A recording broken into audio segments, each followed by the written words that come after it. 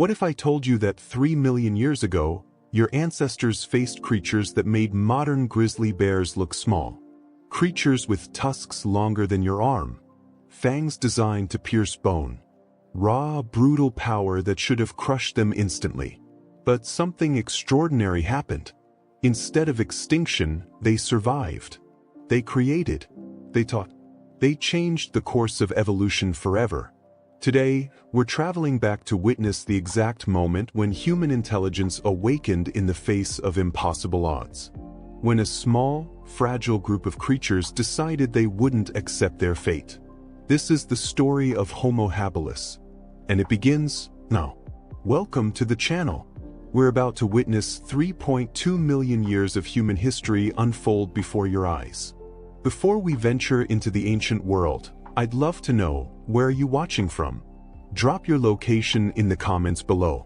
And if you're new here, hit that subscribe button. Now, let's go back in time. Picture this moment with me. 3.2 million years ago, the sun rises over a landscape that feels both alien and intimately familiar. The East African savanna, stretching endlessly beneath a sky so blue it almost hurts to look at. Golden grass waves like an ocean in the wind, broken only by scattered acacia trees that stand like sentinels against the horizon. This is not the world we know today.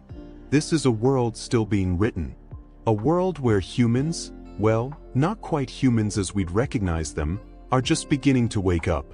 This is where our story begins. The climate here has been changing for thousands of years. It's been getting drier, colder. The great forests that once covered Africa are retreating, giving way to open grasslands and savannas.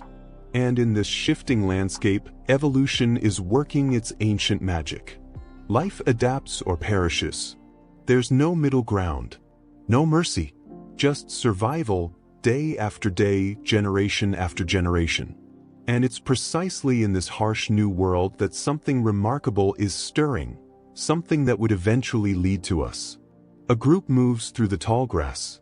At first, you might not notice them.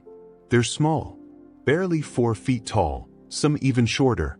Their bodies are lean and muscular, built for endurance rather than strength. But their heads tell a different story. Larger than their ancestors, more rounded. Inside that growing brain case is something that hasn't fully existed before, the dawning capacity for abstract thought, for planning, for imagination. These are Homo Habilis, the handy ones, named not for any particular grace or sophistication, but for something far more fundamental. They make tools. Watch them as they move. The group consists of about 8 individuals, 2 adults who seem to lead the way, 3 younger ones, and 3 infants who clutch at their mothers. The eldest, a male with a distinctive scar running down one shoulder, moves with careful deliberation. He's alert, always alert. His eyes scan the grassland, looking for movement, for danger, for opportunity. The others follow his lead, and there's a rhythm to their movement, a pattern suggesting they've done this countless times before. They're looking for food. This is what life is in this ancient world. An endless search, a constant calculation. Where will today's meal come from? The Homo habilis are not picky eaters. They can't afford to be.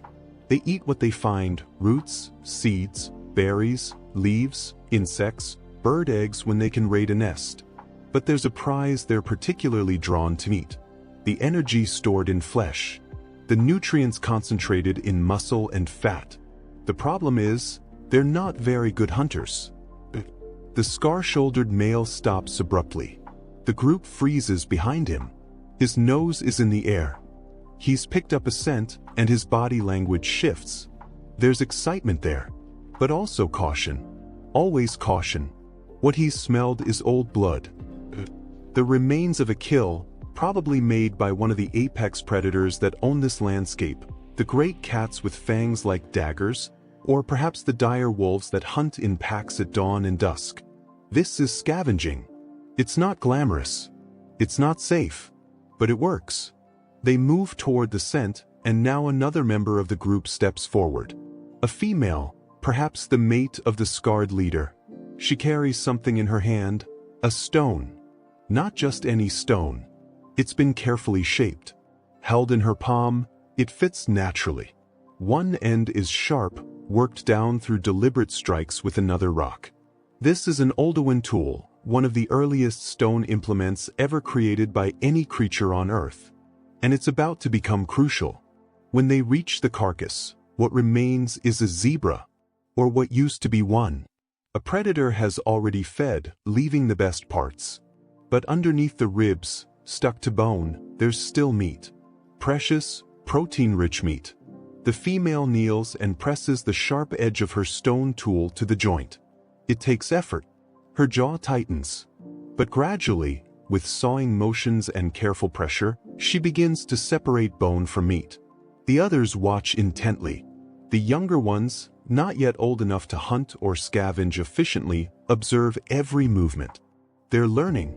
This is how knowledge passes from one generation to the next in this world. Through observation, through doing, through the slow accumulation of experience. And here's where it gets interesting. Intelligence, in this world, is measured in survival.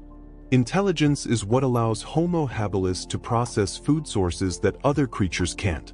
With their tools, they can crack open bones to access the nutrient-rich marrow inside, something a hominid without tools simply cannot do. They can process tough plant material, making it digestible. They can process hide and fiber. Their hands, increasingly nimble and precise, work in concert with their growing minds to solve problems that other animals simply cannot conceive of solving. They're not inventing technology for its own sake. Every tool serves a purpose. Every development is driven by necessity, by hunger, by the constant, relentless pressure to survive in a world that cares nothing for their ambitions or their struggles. But necessity is a powerful teacher. As the group feeds, sharing the meat among themselves with a surprising lack of aggression, another presence becomes known in the landscape. It starts as a sound, a low grunting that carries across the grassland. The Homo Habilis group goes rigid. The scar-shouldered male's hand instinctively moves to his tool.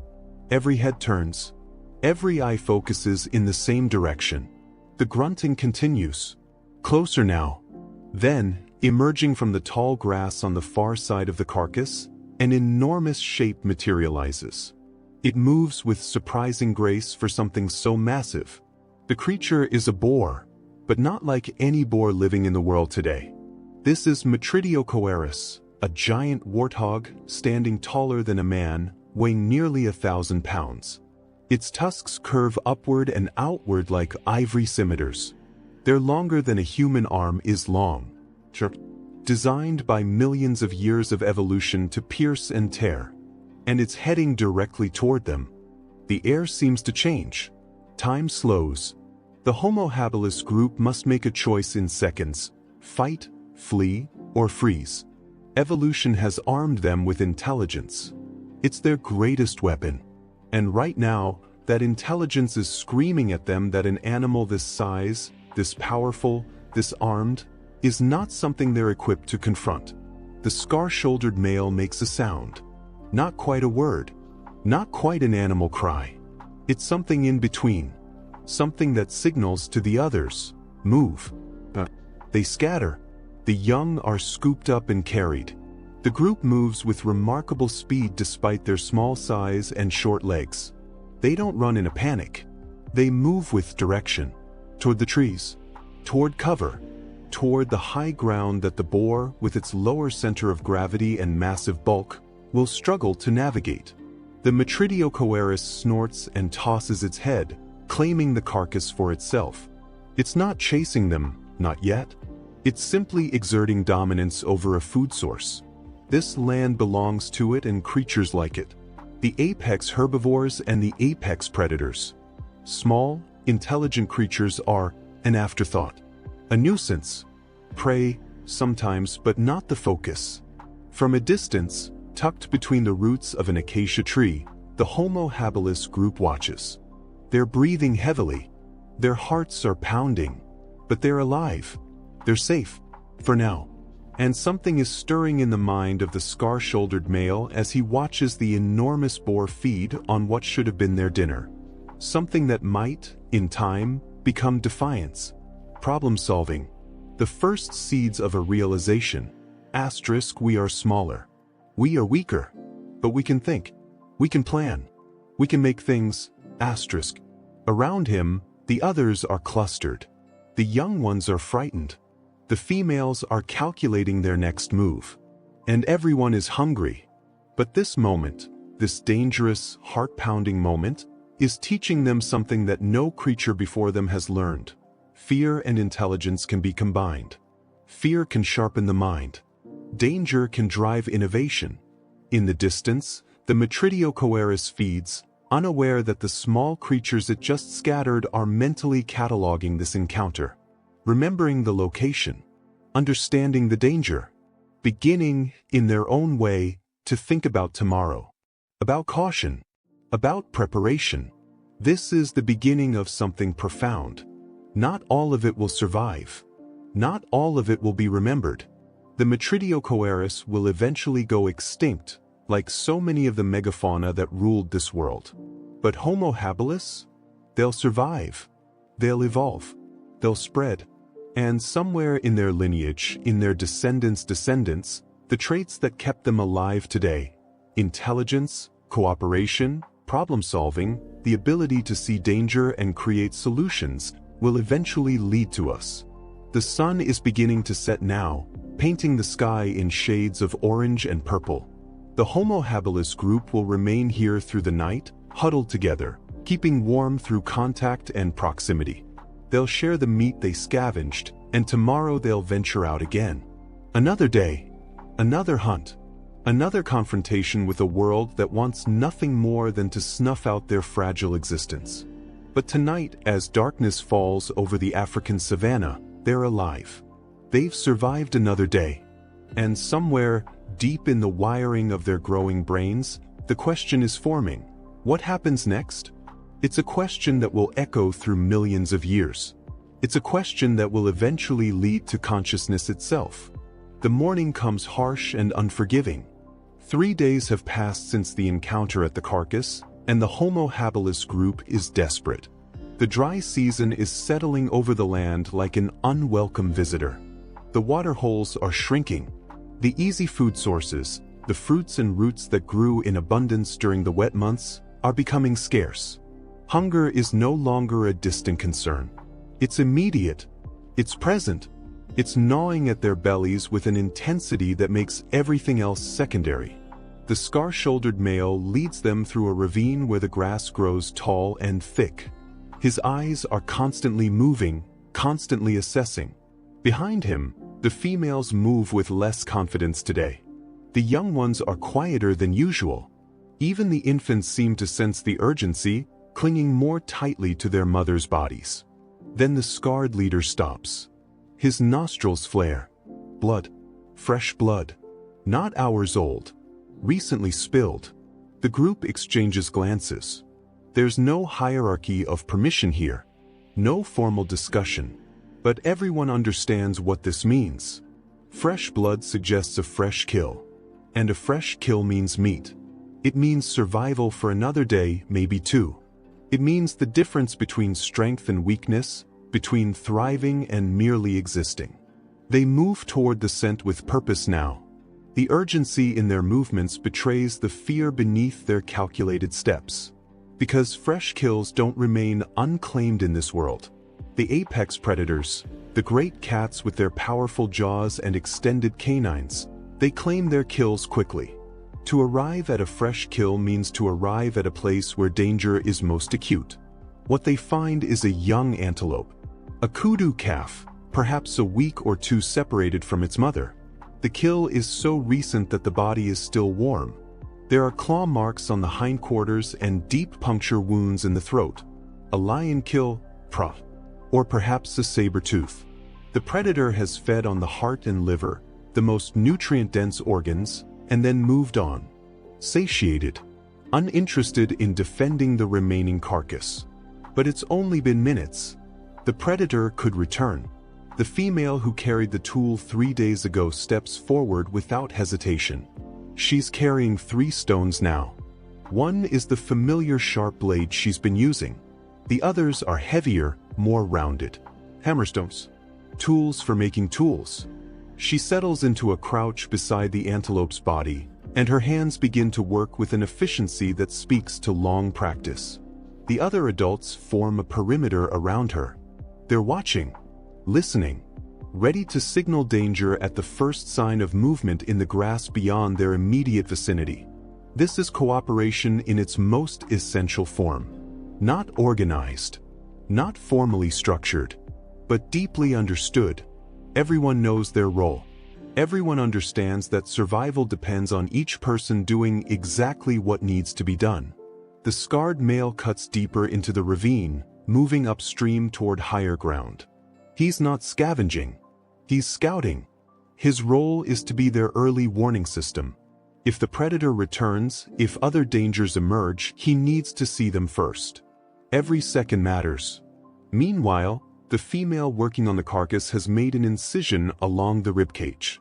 The antelope's hide is tough, but her tool, that carefully shaped stone blade, is precisely what she needs. She saws with deliberate strokes. There's no hesitation in her movements. This is not her first time. The young members of the group watch intently, absorbing every detail. In a few years, they'll be doing this themselves. But then something changes. A sound echoes across the ravine. A low, guttural snort. Then another. And another. Rhythmic. Aggressive. Growing closer. The scarred male appears at the top of the ravine, his face conveying urgency without words. His arm rises, pointing. And everyone freezes. From the far side of the ravine, emerging from behind a thick cluster of brush, the Metridiocoerus appears. It's not the same individual as before, at least, they can't be certain, but it's equally massive, equally dangerous. And it's heading directly toward them. This time, there's no choice to flee immediately. Not with the fresh kill right here. Not with the meat they desperately need. The female working on the carcass doesn't look up. She just works faster. Her fingers move with increased speed. She's cutting through muscle and sinew now, separating meat from bone. Behind her, one of the younger males grabs chunks of exposed flesh and begins tearing them into portable pieces. The scarred male makes a decision. Instead of scattering, he moves forward. He positions himself between the boar and the rest of the group. In his hands, he's holding the hammerstones, the tools used for shaping sharper implements. They're not weapons in the conventional sense. They're too heavy, too blunt. But there's something. There's something he can throw. There's something he can defend with. The Metridiocoerus charges. What happens in the next seconds is chaos and calculation intertwined. The boar moves with surprising speed for its bulk, its massive body churning up dust as it thunders across the ravine floor. Its tusks catch the light of the morning sun, those ivory curves gleaming with lethal intent. The scarred male hurls one of his stones. It connects with the boar's shoulder, and while it causes no real damage, it startles the creature. Slows it for a moment. That moment is everything. The female who is processing the meat grabs 2 large chunks of meat and bolts. The younger members follow suit, each carrying whatever they can hold. The scarred male continues to hold his ground, hurling the second stone. This one misses. The boar adjusts its course, now focused entirely on this small creature that dares to challenge it. The scarred male does something remarkable. He doesn't panic. Instead, he picks up the sharp-edged stone tool, the one the female abandoned. It's small in his massive hand, insignificant by any reasonable measure. But he holds it forward, and as the boar charges, he dodges. The creature's tusks miss him by inches. One tusk catches his upper arm, drawing blood, but the wound is shallow. A graze. The boar's momentum carries it past him, and for a moment, there's an opportunity. The scarred male slashes downward with the stone tool, targeting the boar's neck. It's not a deep wound. The hide is too thick, the tool too primitive, but it draws blood. The animal squeals, a sound of anger and pain that reverberates across the ravine. And then the scarred male is running. He sprints toward the group, which has retreated to the higher ground. Behind him, the Metridiocoeris gives chase for a few yards before abandoning the pursuit. The creature is more interested in the carcass than in pursuing prey that's proving more trouble than it's worth. With a satisfied snort, it settles over the antelope, claiming it as its own. The Homo Habilis group huddles together on the cliff face, breathing heavily. Everyone is accounted for. The infants are crying from the stress and excitement, but they're unharmed. The scarred male has blood running down his arm where the tusk caught him, but he's moving normally. The injury, while frightening, is manageable. And they have meat. The female who was doing the cutting examines what they managed to salvage. Several large chunks. Perhaps enough for 2 days if they ration carefully. If they're lucky, she begins tearing the meat into smaller pieces and distributing them. The group eats with an urgency born from genuine hunger. There's no waste. Every morsel is consumed. Every bit of nutrition extracted and absorbed. As they eat, something shifts in the air between them. The scarred male, the one who stood his ground, is regarded differently now. There's a new respect in the way the others look at him. He didn't defeat the boar. He didn't conquer it. But he didn't flee in panic either. He used his intelligence. He used tools.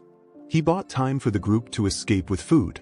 Later, as the sun begins its descent, the group sits in the shade of an acacia tree. The females are working on stones again, creating new tools to replace the ones lost or abandoned during the chaos. One of the younger males sits beside the scarred leader, watching intently as he shapes a new stone blade. There's a clarity to their interaction. A teaching moment. The younger male picks up a stone and mimics the scarred leader's motions. His first attempt produces nothing useful, just a flake that falls away. He tries again. And again. On the fourth attempt, he produces something resembling a sharp edge. The scarred male nods. It's not perfect. It's crude. But it's recognizable as a tool. It's functional. This is how intelligence propagates in this world. Not through written instruction. Not through formal education. But through observation, repetition, and the slow accumulation of knowledge passed from generation to generation. Each individual learning, improving, innovating in small ways that eventually lead to greater developments. As darkness falls, the group gathers around a small fire. If they have access to it, if they understand fire at this point, which remains uncertain in the anthropological record. But whether it's fire or simply proximity and body heat, they're huddled together. Federal alive. The scarred male's wound is being cleaned by one of the females. She works with surprising gentleness, using a cloth, perhaps bark or plant material, to remove the dirt and debris. Her care suggests something beyond mere survival. It suggests empathy, concern, the beginning of genuine social bonds. As the night settles over the African savanna, the group rests. The Metridiocoeris is somewhere in the darkness beyond the trees, probably feeding on the antelope carcass or resting itself. The great predators are hunting somewhere in the night, their roars carrying across the landscape in a reminder of the true apex of this world's hierarchy. But here, in this small circle, these small creatures have achieved something remarkable. They've survived an encounter that should have overwhelmed them. They've used intelligence, courage, and cooperation to outwit a creature infinitely more powerful. They've secured food. They've taught the young. They've strengthened their bonds.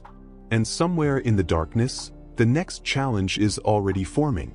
The next day will bring new dangers, new hunts, new mysteries to solve. But tonight, they've proven something fundamental. Intelligence, when combined with courage and cooperation, can overcome the raw power of megafauna. Mind can triumph over muscle. It's a lesson that will reverberate through millions of years of human history. 2 weeks have passed since the encounter in the ravine. 2 weeks of survival. 2 weeks of learning. 2 weeks of the Homo Habilis group navigating a world that demands everything they have and offers nothing in return except the opportunity to try again tomorrow. The landscape has shifted. The dry season has fully arrived now, and the grasslands have taken on a golden hue that speaks to scarcity. The waterholes are shrinking daily. The migrations of the great herbivores, the zebras, the antelopes, the wildebeest, are beginning in earnest as they search for greener pastures to the south. And with the herbivores go the predators that hunt them. The ecosystem is recalibrating, adjusting, preparing for the lean months ahead. The group has changed too. They've learned from their recent trials. The scarred male's arm has healed well. The wound from the Metridiocoeris's tusk left a visible scar, a mark of survival, a badge of experience. The younger members of the group are now producing crude but functional tools with increasing consistency. The infants have grown stronger. Everyone has become more attuned to the signs of danger, the markers of opportunity, the subtle language of a landscape that speaks to those who know how to listen. Today, they've traveled further than usual. They've moved into territory that the scarred male doesn't recognize immediately. There's a familiarity to some of the landmarks, a distinctive rock formation here, a bend in the dry riverbed there, but it's distant. This is new ground. Ground that might hold resources they haven't yet discovered, or ground that might harbor dangers they haven't yet encountered. The group moves through a wide valley. To their left, a cliff face rises sharply, its red and orange stone layers telling a geological story millions of years in the making. To their right, the grassland stretches endlessly toward the horizon. In the distance, smoke rises from a volcanic peak. Fire exists in this world. It shapes the landscape. It threatens. It destroys. But it also creates. The volcanic soils are rich. The areas touched by fire eventually become hunting grounds filled with returning herbivores. The scarred male stops suddenly. His hand rises. Everyone freezes instantly. This is the signal. Danger or opportunity. They wait for clarification. He points downward. They're standing at the edge of a dried stream bed, and down in the gully, scattered across the rocky bottom, are bones. Many bones. The remains of multiple kills. A mass grave of predation. The group descends carefully, their bare feet finding purchase on the irregular stone. As they reach the bottom, the scale of what they're seeing becomes apparent. This is a predator's territory. A place where a large predator, or perhaps multiple predators, has been hunting. The bones are jumbled, scattered, weathered by time. Some are ancient. Some are merely weeks old. There are teeth marks on many of them. Deep gouges from powerful jaws. Claw marks scarring the surfaces. But there's something else. Embedded in one section of the stream bed, there are shards of stone. Not natural stone formations. These are worked. These are tools. Old tools. Older than any the Homo Habilis group has made. Cruder. More basic. But unmistakably intentional. The work of another group. Perhaps a previous generation of their own species, or perhaps an even earlier relative. An ancestor. The scarred male kneels and picks up one of the ancient tools. He turns it over in his hands, examining it. There's something almost reverent in his gesture. He doesn't understand archaeology. He doesn't comprehend geological time or evolutionary progression. But he understands that this tool was made by intention, made with thought, made by someone like him, but from another time. It's a moment of profound connection across the millennia. One of the females joins him and points to something else. Within the scatter of bones, there's a concentration of particularly large bone fragments. These are from something substantial, something impressive, arranged in a pattern that suggests repeated visits, repeated meals. This is a food source that has sustained predators, and possibly other creatures, for a long time. The group begins to work. They're experienced enough now to recognize what's useful. Bones with marrow can be cracked open using hammerstones, accessing the nutrient-rich interior. Bones can be worked into tools themselves, points, scrapers, cutting implements. The mineral deposits in the bones can be processed. Nothing is wasted in this world. Everything that can be used is used. As they work, the younger members of the group begin to interact with the older tools. A young male picks up one of the ancient stone implements and attempts to use it to crack open a bone. It works. Not perfectly, but it works. He looks at the scarred male with something approaching wonder in his eyes. A question forming, though he lacks the language to ask it. Asterisk, who made this? How did they know? Asterisk. The scarred male responds with a gesture that might mean many things. Acceptance. Acknowledgement. Perhaps even a sense that these tools connect him to something larger than himself, to a lineage, to a continuity of purpose that stretches backward into time and, though he cannot know it, will stretch forward into the unimaginable future. Hours pass. The group is absorbed in their work, cracking bones, processing marrow, creating new tools. The sun moves across the sky. Shadows shift. The light takes on that golden quality of late afternoon. And then, as if summoned by some invisible signal, the landscape changes. The wind shifts direction. A new scent arrives on the breeze. It's carried from the ridge above the stream bed. Powerful, primal, unmistakable. The Metridio. Not just one. The group can smell multiple individuals. 3, perhaps 4. A small herd of the giant boars has discovered the same food source that attracted the Homo Habilis group. And now they're approaching, drawn by the scent of bones and marrow and the accumulated remains of countless meals. The scarred male makes a sound. Not the same warning cry as before. This is different, more complex. It contains layers of meaning. Danger. Many. Powerful, but not immediate. Prepare. The group moves with practiced efficiency now. They've learned. They gather what they can, particularly useful bone fragments, the tools they've made, the provisions they've accumulated. They don't panic. They don't rush blindly. They move with intention, with strategy, with the kind of systematic thinking that separates them from mere animals. But they don't flee immediately.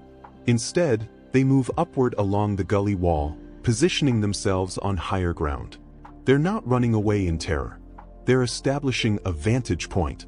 And as the first Metridio appears at the far end of the stream bed, the scarred male steps forward. In his hands, he's holding stones. Multiple stones. Both the tool-quality implements and the heavier hammerstones. What happens next is remarkable. The scarred male doesn't charge. He doesn't attack recklessly. Instead, he begins to throw. The first stone flies through the air and strikes the leading boar on its flank. The animal snorts in surprise and irritation. The scarred male throws another, and another. He's not trying to kill the creature. He's not even trying to seriously injure it. He's trying to redirect it, to guide its attention away from the stream bed where the rest of his group has positioned themselves. One of the younger males, watching this, understands immediately. He begins throwing stones as well. Then another. Within moments, the entire group is engaging in a coordinated stone-throwing exercise. It's not warfare in any conventional sense. It's pest control. It's wildlife management. It's the application of intelligence to solve an immediate problem. The Metridio, faced with a barrage of stones coming from multiple directions, becomes confused. The lead boar grunts and tosses its head, trying to identify the source of this harassment. The others in its group bunch together, uncertain whether to press forward or retreat. The advantage of numbers, usually their strength, becomes a liability when the enemy is distributed and attacking from multiple angles. And then something unexpected happens. One of the younger members of the Homo Habilis group, emboldened by the scarred male's example, throws a particularly well-aimed stone that strikes the largest boar directly on its sensitive snout. The animal squeals, a sound of genuine pain, and charges in the direction the stone came from. But the young Homo Habilis has already moved. The charge carries the boar past him, its massive bulk colliding with the gully wall with such force that dust and small pebbles cascade down. The Metridio stands stunned for a moment. Then, with a final snort that sounds almost like frustration, it turns away. The rest of the herd follows. They're not driven completely off, but they've been deterred. The stream bed is not worth the aggravation. There's easier food elsewhere. Within minutes, the sound of the massive creatures retreats into the distance. Silence returns to the gully. A profound, almost sacred silence. The group stands in place for several long moments, processing what just happened. They didn't flee. They didn't submit to the superior physical power of the Metridio. They resisted. They coordinated. They used intelligence, strategy, and cooperation to hold their ground against creatures that should have overwhelmed them. The scarred male looks at the younger males. There's something in his eyes. Not quite pride, that concept may not exist in his mind, but something like recognition, acknowledgement. These young creatures are developing into something more than mere survivors. They're becoming strategists, problem solvers, thinkers. As the light begins to fade, the group returns to their work, but now they move with increased confidence. They process the bone more systematically. They create tools with more intention. And they teach. The scarred male works alongside the young male who threw the stone that struck the boar's snout, showing him how to sharpen a bone fragment into a more effective cutting implement.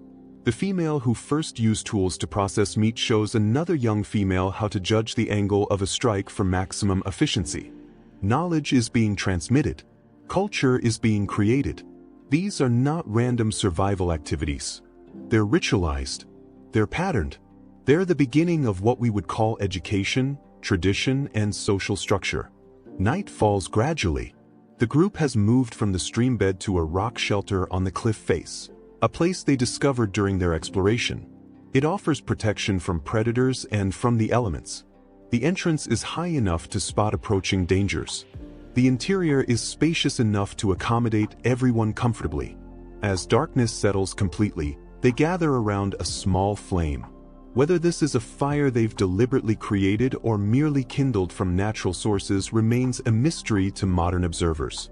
The anthropological record doesn't clearly indicate whether Homo habilis controlled fire at this point in their development.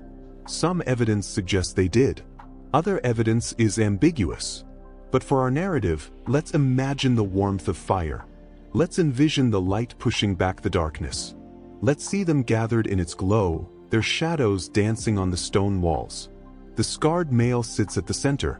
Around him, the group rests. The infants are asleep, curled against their mothers. The younger members are alert but quiet, processing the day's events. The females work on stones, sharpening implements by the firelight, their hands moving with practiced precision. And slowly, something begins to happen that transcends mere survival. One of the younger members begins to arrange stones into a pattern. Not randomly. Not for any practical purpose. The arrangement is deliberate. Intentional. It forms a simple geometric design. A spiral, perhaps, or concentric circles. Nothing complex. Nothing that would be recognized as art by modern standards. But it's more than functional. It's expression. It's creation for its own sake. The scarred male watches. He doesn't interrupt. He observes. And when the young one finishes, he nods. Understanding passes between them. The acknowledgement that not all actions must serve immediate survival. That the mind can create things simply for the sake of creating. That there's value in expression beyond utility. Later, as the fire dies down and the group begins to settle into sleep, the scarred male sits alone for a moment, looking out toward the darkness beyond the shelter. In the distance, the great predators prowl. The Metridiocoerus herds rest. The vast landscape continues its eternal cycles of life and death, creation and consumption. But here, in this small shelter, something new has emerged. Something that didn't exist before. Not just intelligence. Not just survival skills. But culture. Tradition. The transmission of knowledge across generations. The creation of meaning beyond mere survival. The spark of what would eventually become human consciousness. The archaeological evidence.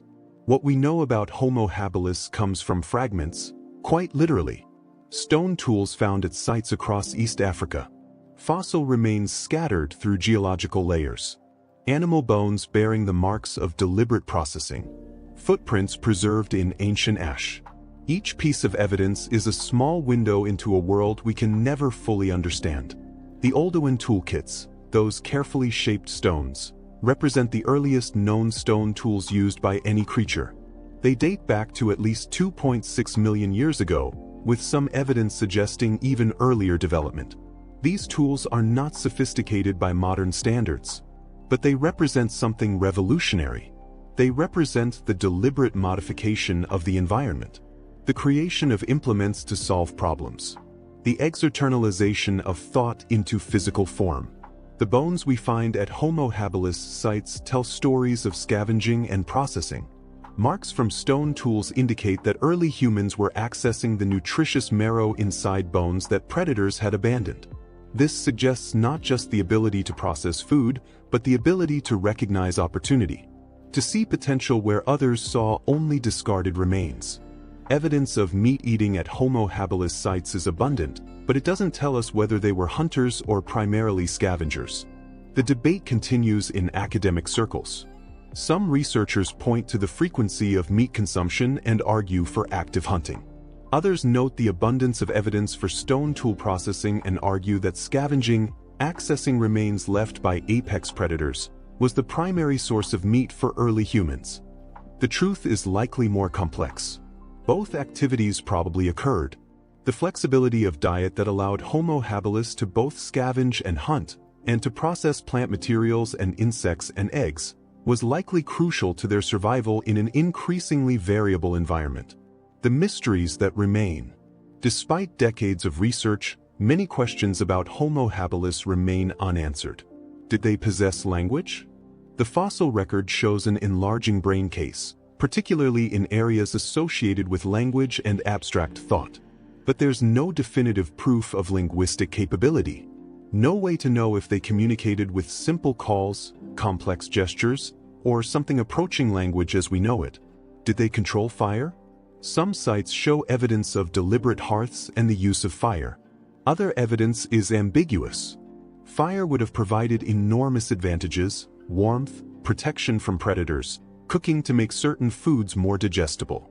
But the evidence remains inconclusive about whether Homo habilis deliberately controlled fire or merely used it when natural sources were available. What was the structure of their societies? Did they have leaders? Were they egalitarian or hierarchical? Did they have pair bonds or more fluid social arrangements? The fossil and archaeological records simply don't tell us. We can infer some things from behavior and fossil morphology, but much remains speculative. What happened to them? Homo habilis eventually ceased to exist as a distinct species. Whether they went extinct or evolved gradually into later human species like Homo erectus remains debated. The fossil record shows both species coexisting for at least 500,000 years, which suggests either gradual transition or separate populations with different fates. These mysteries remind us of how much we don't know. How much of the human story lies in shadow? How much of our past is irretrievably lost, preserved only as fragmentary hints in bone and stone? The legacy of Homo habilis. Though Homo habilis eventually passed from the world, their innovations did not. The practice of tool-making continued and evolved through their descendants. The social cooperation that allowed them to survive became more complex and sophisticated. The capacity for abstract thought that sparked in their brains continued to develop through subsequent human species. Homo erectus, which emerged roughly 1.9 million years ago, built on the foundation laid by Homo habilis. They created more sophisticated tools. They hunted larger prey. They traveled beyond Africa. They may have controlled fire more deliberately. They possessed larger brains. But they did not appear ex nihilo.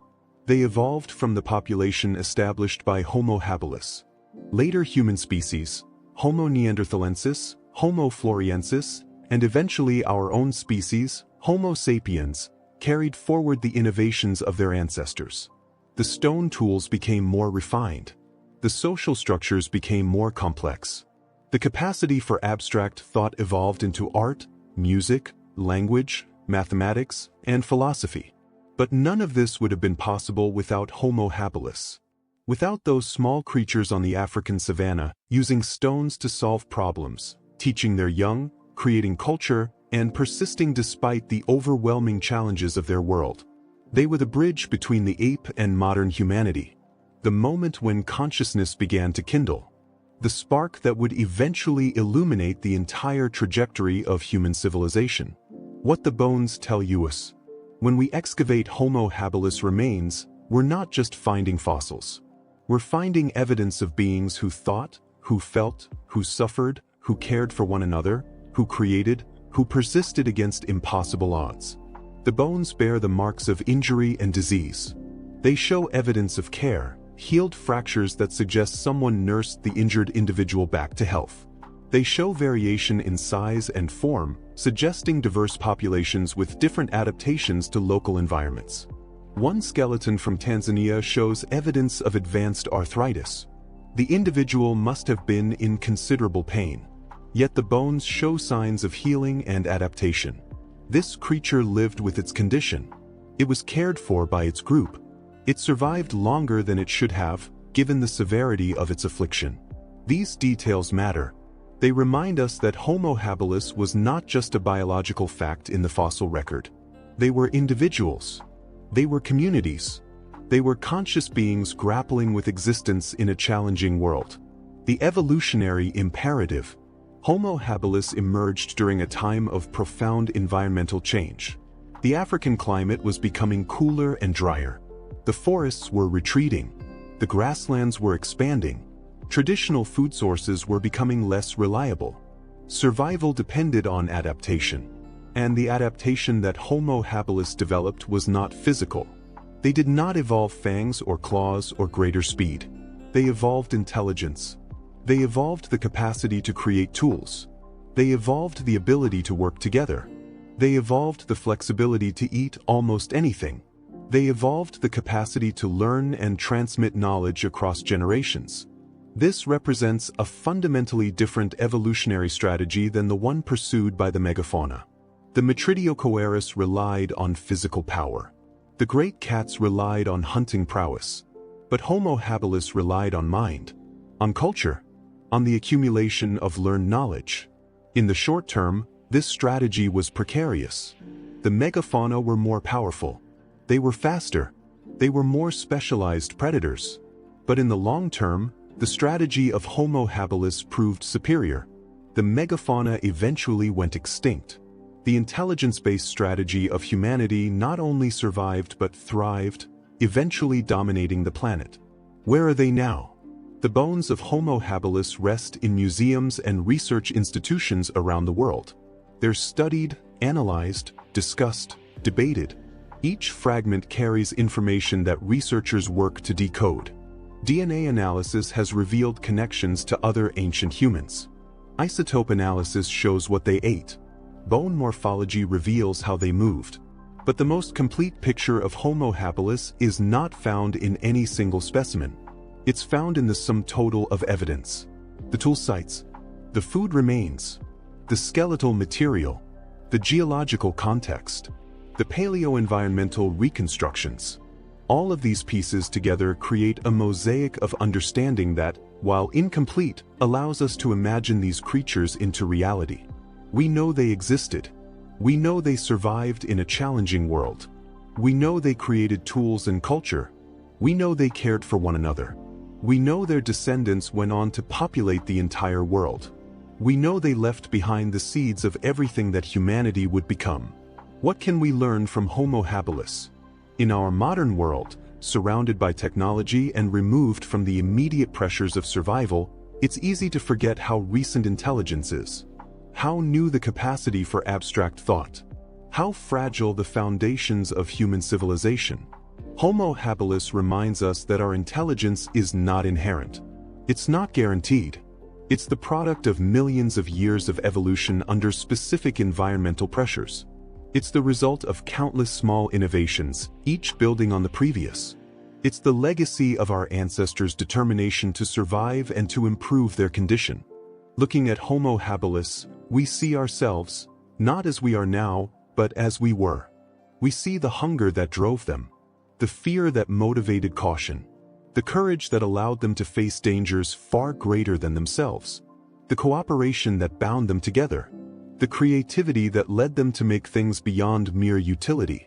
We see the origins of art in their arrangement of stones, the origins of education in their transmission of knowledge, the origins of culture in their rituals and patterns, the origins of hope in their persistent struggle to survive. Homo habilis teaches us that intelligence is not something separate from the world.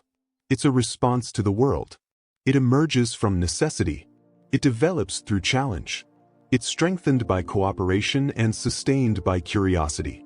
The final mystery, perhaps the greatest mystery about Homo habilis, is not about their tools or their diet or their social structures.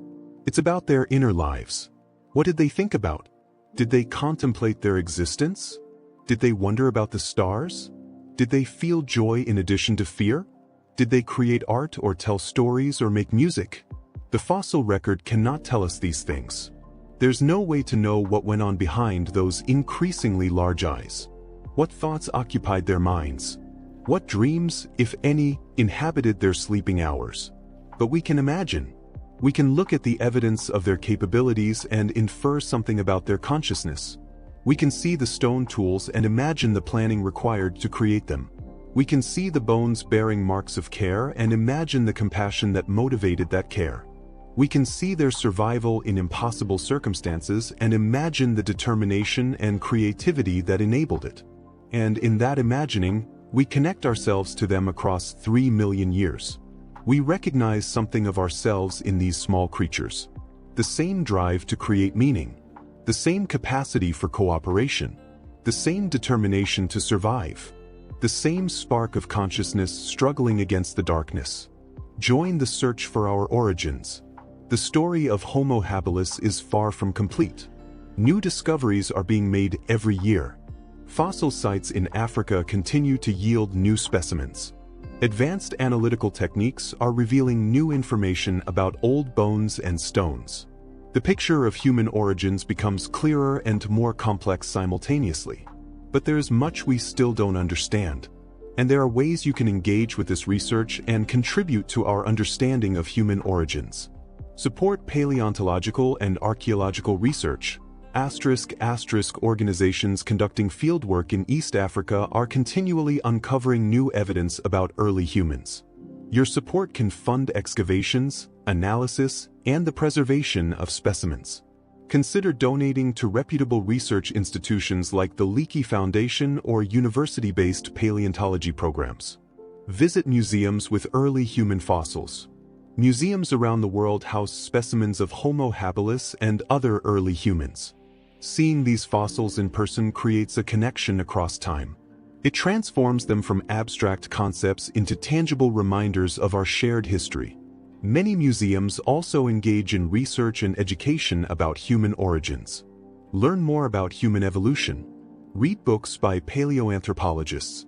Watch documentaries. Take online courses. The more we understand about our origins, the better we understand ourselves. Institutions like edX and Coursera offer courses on human evolution taught by leading researchers. Participate in citizen science projects. Some research programs invite public participation in fossil identification, data analysis, or paleoenvironmental reconstruction. Websites like Zooniverse host projects where you can contribute to real scientific research from your home. Advocate for preservation of archaeological sites. Many early human fossil sites are threatened by development, climate change, or inadequate funding for protection. Support organizations working to preserve these irreplaceable windows into our past. Advocate for policies that protect paleontological and archaeological resources. Engage in critical thinking about human origins. Don't simply accept narratives about early humans. Ask questions. Examine evidence. Understand the difference between what we know with certainty, what we infer from evidence, and what remains speculation. Critical engagement with science is essential for its advancement. Share what you learn. Tell others about Homo habilis. Discuss human evolution. Inspire curiosity about our origins in your family, friends, and community. Scientific literacy spreads through conversation and shared enthusiasm. The story of Homo habilis is a story of struggle and innovation. It's a story about small creatures using intelligence to survive in a challenging world. It's a story that connects us to our deepest past and illuminates the path that led to us. But it's not just a story. It's our story. The story of how we came to be. The story of the spark that ignited consciousness. The story of the determination and creativity that have defined humanity from our very origins. 3 million years ago, on the African savanna, a group of small creatures with growing brains used stones and cooperation to survive encounters with creatures far more powerful.